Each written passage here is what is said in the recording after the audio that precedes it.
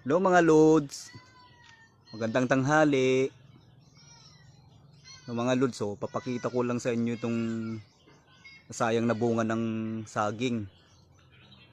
Pabayaan na, nabulok na. Sayang. O Endang, bakit nyo inano yung ano? Ay kuya, Bakit hindi nyo kinuha yun, nabulok na, sayang. Uy, Ito sila guys, sila po yung may-ari.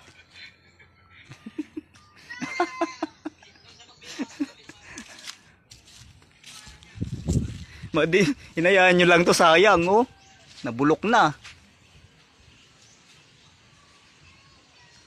Dito kasi sa probinsya guys, maraming mga saging.